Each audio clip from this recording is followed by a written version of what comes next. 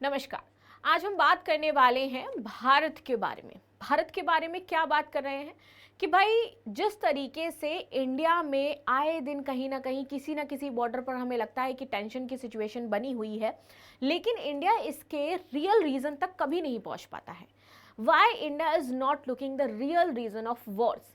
हम वॉर्स में इतना रहे, हमारे बॉर्डर टेंशन इतने ज़्यादा होते रहते हैं, पाकिस्तान को आज तक हम टैकल नहीं कर पाए हैं, चाइना का आज तक हम हल निकाल नहीं पाए हैं, और इसकी वजह से आप देखोगे कि जो बांग्लादेश जैसे नेशन है, नेपाल जैसे नेशन है, वो भारत को आंख दिखाने लगे हैं। तो क्या भारत ने कभी भी जो रियल रीज़न रहे वॉर के उनको सही से समझा ही नहीं? क्या ये भारत की हार है कि भारत आज तक अपनी नेशनल सिक्योरिटी गाइडलाइंस नहीं बना पा रहा है? यहाँ पर द प्रिंट में भी खबर निकली थी, the India just doesn't want to go into the real reason behind the wars. हम वॉर्स के रियल रीजन पर जाना ही नहीं चाहते। ये हमारी जो पॉलिटिक्स है उसका भी एक ब्लाइंड स्पॉट है, एक हमारी जो नीतियां होती है उसका भी एक ब्लाइंड स्पॉट है जिस पर हम बात ही नहीं करते हैं। India just does not want to go into the real reason behind and it's our the blind spot. और इस तरीके से ये आर्ग्यू पूरा छिड़ गया है और यहाँ पर पूरी हिस्ट्री बताई गई है कि कैसे जब जब इंडिया को कोई हमला होता है, अभी भी देख लीजिए कि पाकिस्तान क्या कर रहा है, इंडिया पर हमले करवा रहा है, चाहे पहलगाम अटैक हो जाए, चाहे अभी आप देखो दिल्ली में ब्लास्ट हो जाए, हम क्या करते हैं, हम इंटेलिजेंस फेल्योर बना करके साइड से किनारा करके निकल जाते हैं। मीडिया उसको बहुत ज्यादा कवर नहीं करती है। हम ये कह देते हैं कि हाँ हम इस जो चीज है इसको देख रहे हैं और देख करके फिर इसका जवाब देंगे। हमें एक दिन तो पूरा प्रोसेस करने में लग जाता है कि हमें उस पर कोई जवाब देना है, क्या देना है वो बताने में पूरा चला जाता है। किसके ऊपर ये आरोप मढ़ना है इस पर चला जाता है, क्योंकि सरकार इसकी जिम्मेदारी लेती नहीं है कि हाँ ये हमारा फेल्योर हो जाता है, हमारी पॉलिसीज का फेल्योर हो जाता है। आपको मैं एक डेटा बताऊंगी और आप चौंक जाओगे। और देखना आप यहाँ पर, जब इसी बीच जो हमारे पूर्व सेना प्रमुख जनरल रहे हैं मनोज नरवाणे, इनसे पूछा गया कि आप इतने समय सर्विस में रहे और जब भी आपसे अगर कहा जाए कि 6 साल पीछे आप जाकर के सोचे तो आपके माइंड में क्या आता है, तो उन्होंने डायरेक्ट ये बोला कि हमें ये लगता है कि हमें चाइना को समझने की जरूरत है। हमारी जो सबसे बड़ी एक तरीके से कमजोरी हो जाती है या सबसे बड़ी वीकनेस आप कह लो चाइना को लेकर के हो जाती है कि हम जानते ही नहीं है कि चाइना की स्ट्रैटेजी क्या है, चाइना कब करता क्या है। हमने शायद चाइना का गहराई से कभी अध्ययन ही नहीं किया है। हम खाली बस ऊपर ऊपर चाइना को जानते हैं। चाइना इतना रहस्यमयी है, वो कब क्या करेगा हमें कुछ नहीं पता है। चाइना अभी अगर गहलवान मुद्दे पर शांत बैठा है, क्यों शांत बैठा है हम ये भी नहीं अंदाजा लगा सकते हैं कि आखिर वो शांत क्यों बैठा हुआ है। ये हमारी सबसे बड़ी कमजोरी हो जाती है कि बॉर्डर पर जो हमारा नेशन है उसकी हमने सही से स्टडी ही नहीं कर रखी है। This is the real reason. इसके बाद उन्होंने गहलवान चीन की मंशाओं पर चर्चा करते हुए जिक्र किया, जिसमें उन्होंने कोविड-19 से लेकर के अनुच्छेद 360 तक की बात की और बोला कि लेकिन हम अभी ये स्वीकार नहीं कर पाए कि इसका निर्णायक स्पष्टीकरण क्या रहेगा। और ये आपको पता लगेगा रियलिटी में कि ये पूरी बात सत्य हो जाती है। अतीत के अगर हम युद्ध विश्लेषण देखें और आकस्मिक जो घटनाएं यहाँ पर घटती हैं, सिर्फ ये कह करके हमारे देश के जो नेता हैं या ये कह करके हमारे देश की जो नीतियां हैं वो साइड हो जाती हैं कि भैया ये इंटेलिजेंस हमारा फेल्योर था, जबकि हम इतना पैसा खर्च कर रहे हैं। तो ऐसे कैसे इंटेलिजेंस फेल्योर हो जाता है? उदाहरण के लिए आप 2020 में चीन का आप देख लो कि प्रगति ना होना पहली बार था। ऐसा तो नहीं था कि 2020 में ये घटना हुई थी, पहली बार कोई बॉर्डर पर घटना हुई थी, इससे पहले ही भी बहुत सारी घटनाएं हुई हैं। लेकिन हमारे नीति निर्माताओं ने कभी अपने शत्रु को पहचाने नहीं, ना इसके पैमाने निर्धारित किए, ना समय, ना इरादे के संदर्भ में। ये हमेशा कहते हैं कि हमें आश्चर्य हुआ ये हो गया। अरे आप क्यों ये कहने बैठ जाते हो कि हमें आश्चर्य हुआ ये चीज हो गई? आप देखो, चाहे भारत ने 1991 में कारगिल युद्ध की जो बात हुई, ठीक है, इसके बाद 1962 में देखो भारत चीन युद्ध होता है, 1948 1965 भारत पाकिस्तान युद्ध होता है। इस दौरान भी हम सिर्फ आश्चर्यचकित होते रह गए कि हमें आश्चर्य हुआ ये हुआ। यहाँ चीन इरादों की अस्पष्टता से कई अधिक व्यापक, ऐतिहासिक और शायद अधिक रहस्यमयी पहलू भी मौजूद हैं जो हमें नहीं पता है। आखिरकार कारगिल जब युद्ध हुआ था तो उसकी एक समीक्षा रिपोर्ट आती है अंततः, और वो भी यहीं तक सीमित थी कि हम आश्चर्य हुए हैं। वहां पे जो विश्लेषण थे, 19 अगर 71 का युद्ध हम छोड़ दे, जब हमने बांग्लादेश को आजाद कराया था, जिसकी हमारी पूरी स्ट्रैटेजी थी और हम वाकई बहुत पावरफुल तरीके से आगे आए थे, तो इनमें इन्होंने पूरा जो एक तरीके से इसको स्टडी किया है ना, वो बाकी सारे युद्धों पर लागू हो सकता है। और ये जो विश्लेषण लेकर के आए थे कारगिल युद्ध में जो सारी चीजें हुई थी, उसका विश्लेषण भी मैं आपको बताऊंगी। 20 साल हो गए हैं जिसमें पॉइंट्स बताए गए थे कि इंडिया में क्या कमियां हैं और क्या इंडिया को ये कमी दूर करनी चाहिए और इससे हमें फायदा मिलेगा फ्यूचर में, वो भी नहीं हुआ है। इसके साथ देखो यहाँ पर चीन यूं ही चुप नहीं बैठा है। एलएसी पर 2020 से पहले के पेट्रोलिंग और एलिमेंट का मतलब अब हम समझना चाहिए, लेकिन वो भी अभी हम शांति से बैठे हुए हैं। इस पर कोई हम आगे ना हमने प्रोसेस किया है ना इसको लेकर के कोई काम किया है। अगर देखा जाए तो ये बहुत क्रूशियल पॉइंट हो जाते हैं। यहाँ पर एक हमारा सिलीगुड़ी कॉरिडोर हो जाता है और ये ट्राई जंक्शन हो जाता है। यहाँ पे Doklam, Sikkim, China, Bhutan tri junction हो जाता है और यहाँ पे चुम्बी वैली हो जाता है। लेकिन इसको लेकर के भी अभी कार्य नहीं किया जा रहा है, ना ही सरकार कोई पॉलिसी बिल्ड कर रही है। भारत अपनी पिछली सुरक्षा विफलताओं से कितना सीखता है? अगर उदाहरण के तौर पर हम देखें जैसे 1962 कारगिल घुसपैठ, बड़े आतंकी हमले, सीमा पर अचानक तनाव, तो हमें देखने को मिलता है हमने कुछ नहीं सीखा इससे। क्यों? क्योंकि ये कंटिन्यूस हो रहा है। हमने सच में एक भी पॉलिसी बिल्ड नहीं करी इसको लेकर के। हम सच में अपनी नेशनल सिक्योरिटी अभी तक नहीं बना पाए हैं इसको लेकर के। जो हमारे पास डॉक्यूमेंट होना चाहिए भाई, एक डॉक्यूमेंट होगा उसके तौर पर सारी चीजें चलेंगी ना। जब है ही नहीं, हम कब क्या कर देंगे, क्या पॉलिसी बनाएंगे, कब किस पर स्ट्राइक कर देंगे, किसके साथ कैसे हमें पेश आना है, किस नेशन के लिए हमारी क्या नेशनल सिक्योरिटी पॉलिसी होनी चाहिए, वो कुछ नहीं है हमारे पास। जबकि पूरी दुनिया में हर एक देश के पास मौजूद है, लेकिन इंडिया के पास नहीं है। आप देखो इंडिया चाइना के की बॉर्डर जो एग्रीमेंट्स हुए हैं और यहाँ पर आप देखोगे जो मेजर कॉन्फ्लिक्ट्स हुए हैं, 1962 अक्साई चीन वाला मामला, अरुणाचल प्रदेश 1967, नाथुला 1975, तुलुंग वाला 1986, यहाँ पर आपका सोमदुरोंग चू वाला 2013, देपसांग वाला 2014, चुमार वाला 2015, बुट्से देपसांग वाला 2017, डोकलाम वाला 2020, गहलवान वाला और 2022 में अभी आपका हुआ था यांगस्ती वाला।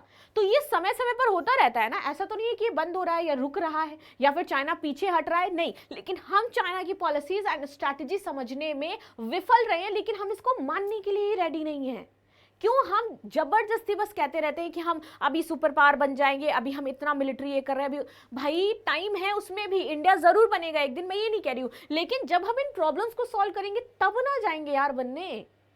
इतने सालों से ये कंसर्न है, ये इशू है। जब हमारे पूर्व सेना प्रमुख ये तक कहने को रेडी हो गए कि भाई हम चाइना को समझ ही नहीं पाए हैं, हमारे पास चाइना की स्टडी ही नहीं है कि चाइना के काम करने का तरीका क्या हो जाता है।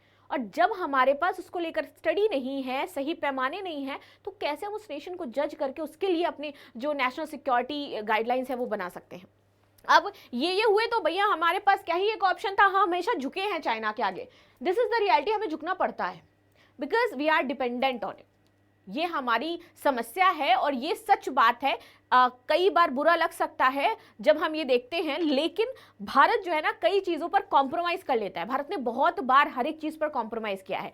पहले हमारी फॉरेन पॉलिसी ऐसी हुआ करती थी इसलिए हम कॉम्प्रोमाइज़ कर रहे थे, लेकिन चलो अब तो हम अपनी फॉरेन पॉलिसी को चेंज कर रहे हैं ना थोड़ा थोड़ा। अब तो हम अपने जो पैमाने हमने सेट करे थे कि इंडिया हमेशा झुक करके रहेगा, उसको तो अब हम बदल रहे हैं ना। हमने देखा कि भाई हमने सर्जिकल स्ट्राइक करी, वेल एंड गुड, लेकिन हमें जब दोबारा चीजें हुई थी, दिल्ली बॉम्ब ब्लास्ट हुआ था, तो इसको लेकर के भी कुछ कार्य करने चाहिए थे, राइट। चलिए आगे आ जाते हैं। अब जैसे जैसे ये विवाद होते हैं तो वैसे वैसे हमारे कुछ की बॉर्डर अग्रीमेंट्स हो जाते हैं। जैसे कि 1993 में हमने बॉर्डर पीस जो ट्रीटी है वो साइन करी थी। फिर 1996 में हमने कॉन्फ्लिक्ट बिल्ड हुआ था तो उसके लिए मेजर अग्रीमेंट साइन किया था। 2005 में हमने declaration on the principle for the relation and the comprehensive cooperation किया। फिर उसके बाद 2005 में हमने अग्रीमेंट किया on the political and the guiding principle, इसको लेकर के 2012 में हमने working mechanism for the consideration और द कोऑर्डिनेशन, इस पर काम किया। 2013 में बॉर्डर डिफेंस कॉपरेशन अग्रीमेंट करते हैं और 2014 में दोबारा से बॉर्डर पेट्रोल अग्रीमेंट वही साइन करते हैं, गहलवान घाटी वाला। तो ये हमने किया, लेकिन इसके बाद क्या हम ये देख पाए कि आगे क्या हो रहा है। अब ये वो कमेटी रिपोर्ट थी जो उन्होंने कारगिल में जब हुआ था ना, ये अनफिनिश्ड एजेंडा है हमारा, आया था। कमेटी बनाई गई, आपकी कारगिल रिव्यू कमेटी थी, नरेश चंद्रा कमेटी थी और यहाँ पर आप देखोगे शेतकर कमेटी थी। इन कमेटियों ने यहाँ पे बताया सबसे पहले कि हमारे पास नेशनल सिक्योरिटी स्ट्रैटेजी होनी चाहिए और इस पर सबने बोला कि हाँ भैया बहुत ज्यादा, इन्होंने बस किया था कि नो कमेंट, इन्होंने बोला हाँ बहुत ज्यादा जरूरी है, हर नेशन के लिए हमें अलग अलग कुछ चीजें बनानी होगी और एक हमारी एक नेशनल सिक्योरिटी डॉक्यूमेंट होना ही चाहिए, क्योंकि ये हर नेशन के पास होता है और उसी पैमाने पर देश आगे बढ़ता है। लेकिन हम आज तक नहीं बना पाए हैं। हम क्या करते हैं वो भी मैं आपको बताऊंगी आके। ये 20 साल पहले बताया गया था कि हमारी क्या कमियां हैं जो आज दिन तक मौजूद हैं, जिसको हम सॉल्व नहीं कर पा रहे। और ये हमारे लिए वाकई बहुत ही शर्म की बात है कि 20 साल से हम कुछ चीजें इंप्लीमेंट नहीं कर पा रहे जो हमारी सिक्योरिटी के लिए बहुत ज्यादा जरूरी है। हमारे सैनिक बेचारे खड़े होते हैं सीमा पर, अपनी जानें तक गवा देते हैं, हमारी रक्षा के लिए, लेकिन सरकार एक पॉलिसी नहीं बना पा रही है। कितनी बड़ी बात है।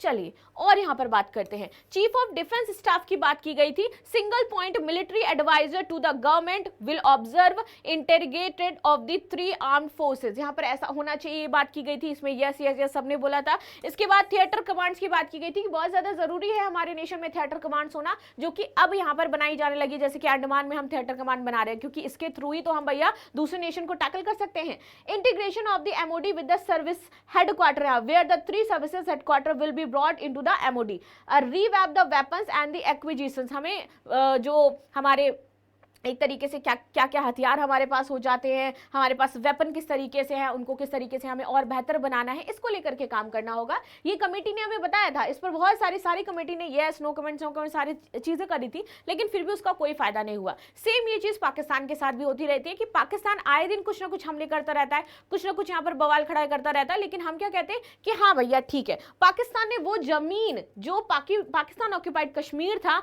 उसने देखो कितना बड़ा माइंड गेम खेला। जो उसकी खुद की जगह नहीं है, जो उसने ऑक्यूपाई कर रखी है, उसमें से उसने इन्वॉल्व कर लिया किसको? चाइना को। और चाइना के साथ यहां पर आप देखोगे एक territory ceded by the Pakistan to China in 1963, और ये उसको गिफ्ट कर दी कि भैया ये हम तुमको दे रहे हैं। उसका मोटिव ये था कि हम इसमें तीसरा नेशन इन्वॉल्व करेंगे। जब 3 नेशन इन्वॉल्व हो जाएंगे तब तो ये मामला और भी ज्यादा क्रूशियल हो जाएगा, और तब इंडिया को पीओके लेना और भी मुश्किल हो जाएगा। जो चीज हमारी है नहीं, हम किसी और को दे दे रहे हैं, और इंडिया शांति से बैठ करके ये कह रहा है कि भाई ये तो हमारा पड़ोसी देश हो जाता है, हम तो इसके साथ अच्छे से संबंध बनाएंगे। और क्या कहें हम, राइट? तो ये सारी चीजें हैं कि कैसे ये आपकी इंटेलिजेंस फेल्योर जो है वो हर बार कितना होता रहता है।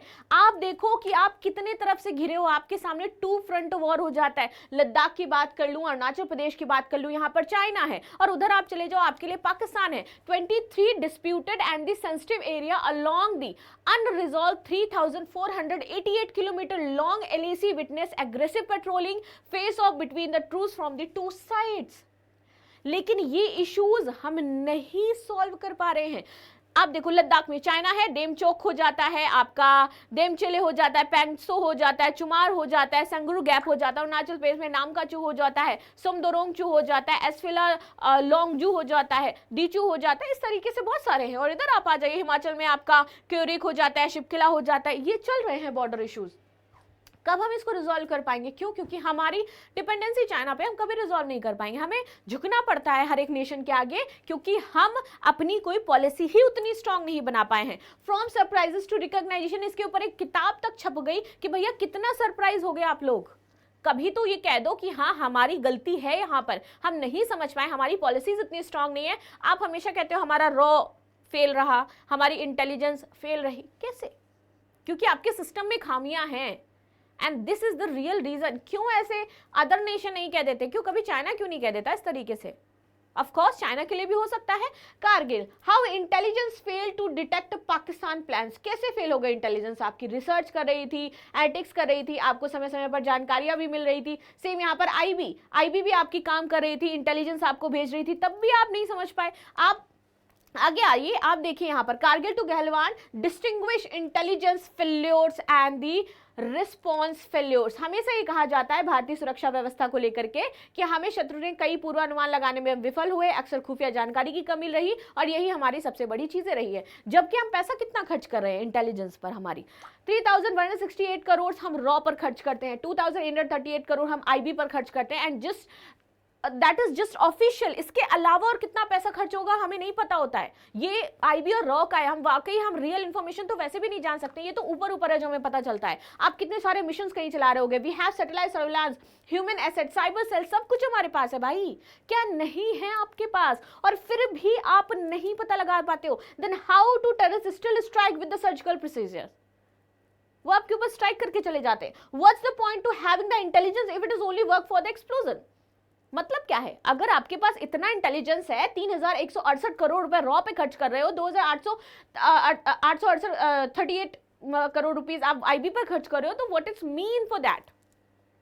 कितना पैसा खर्च किया जाए, उसके बावजूद जो घटनाएं हैं वो तो घटती रहती हैं। हमारे पास आईबी रॉ हो जाती है फॉर द इंटरनेशनल, हमारे पास सीबीआई और एनआईए हो जाती है फॉर द नेशनल, बट लेकिन हम कोई काम नहीं कर पाते हैं। अभी भी आप देखो, अगर हम नंबर गेम में भी बात करें तो हमसे चाइना बहुत आगे है। रीजन इज दैट कि हाँ भाई पैसा है, हम समझते हैं, पॉपुलेशन में हम आगे हो जाते हैं। अगर टोटल मिलिट्री प्रेजेंस की बात करें तो इंडिया आ गया 3.4 मिलियन, अगर चाइना की बात करें 2.69। लेकिन अगर हम nuclear warhead, helicopter, tanks, arm forces की बात करें तो भैया ये देखो, ये चाइना, ये इंडिया की पोजीशन है and this is the position of China. बहुत बेटर है हमसे आगे। सबमरीन्स आप देख लो ना, इंडिया के पास 16, चाइना के पास 76, मुकाबला हम नहीं कर सकते हैं। इसलिए क्या हम हमेशा झुकते रहते हैं। अगर हम भी देखें ट्रेड डेफिसिट की बात करें, आप देखो कैसे ट्रंप जब चाइना जाते हैं तो ऑफ कोर्स ट्रंप के सामने 4 शर्त रख देता है चाइना कि भाई इस मुद्दे पर हमें आपसे बात नहीं करनी है, और हम वही इंडिया, रीज़न कि हम ट्रेड इतना ज़्यादा करते हैं चाइना के साथ, हम नहीं वो करवा पा रहे जो हमें करना चाहिए कि भैया पूरी तरीके से कट ऑफ कर दो चाइनीज सामान को। रीज़न अगर हमने कट ऑफ कर दिया तो सस्ती चीज़ें जो इंडिया के लोगों को मिल पाती हैं वो भी नहीं मिल पाएंगी। इंडिया के लोग चाइना सामान इसलिए खरीदते हैं क्योंकि वो सस्ता मिलता है हमें, सिंपल सी बात है ये। और उसके बाद देखो 2020 में गलवान हमला हुआ था, जो भी चीज़ें, उसके बाद भी हमारा ट्रेड डेफिसिट कितना ज़्यादा हो जाता है। फाइनेंशियल 50 to 2024 मैंने आपकी बात करी है। From short battles to 5 year war, हमारे यहाँ पे राजनाथ सिंह हमेशा कह सकते हैं, कहते रहते हैं, कह सकते क्या, कहते रहते हैं कि भैया हमेशा हमें 5 साल में युद्ध के लिए तैयार रहना चाहिए क्योंकि छोटे मोटे बैटल्स जो ऐसे होते रहेंगे। बट वो जो रियल चीज़ें हैं उस पर बात करते ही नहीं। वो ये कहते ही नहीं है कि हाँ भैया हमें क्या है, हमें एक कॉम्प्रिहेंसिव नेशनल सिक्योरिटी स्ट्रैटेजी चाहिए, वो ज़रूरी है इंडिया के लिए, उस पर बात नहीं की जाती है। दिल्ली में बहुत बार आपके इस तरीके से कॉन्फ्रेंस होते रहते हैं। अभी 8th मीटिंग हुई थी, आते हैं सब लोग, बैठते हैं, बातचीत करते हैं, खाना पीना खाते हैं, सरकार का पैसा फूकते हैं और चले जाते हैं, लेकिन फिर भी हम बना नहीं पा रहे हैं। Union minister and the ministers of the corporation Shri Amit Shah inaugurated the 2-day 8th national security strategies conference 2025 in the Delhi and the बात खत्म। ये जब तक नहीं होगा ना, तो इस तरीके से strategy without doctrine is like a ship without compass, ये कहा गया है कि आप स्ट्रेटेजी विदाउट डॉक्ट्रिन बनाओगे, क्या बनाओगे स्ट्रेटेजी?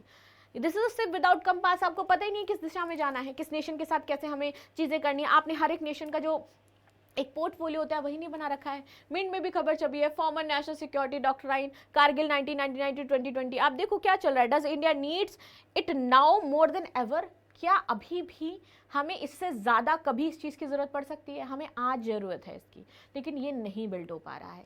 चाहे वो चाइना का देख लो, चाहे पाकिस्तान को देख लो, वो हम पर अटैक करते रहते हैं, हम कॉम्प्रोमाइज़ करते रहते हैं चीज़ों को लेकर। हमें लगता है यूएस ठीक कर देगा, हमें लगता है रशिया हमारे साथ है, हम सब ठीक कर देंगे, लेकिन हम एक्शन कब लेंगे? Why we didn't take actions? Reason is that we are dependent on every single things for China, for US, for other nations. We don't have any kind of self dependency.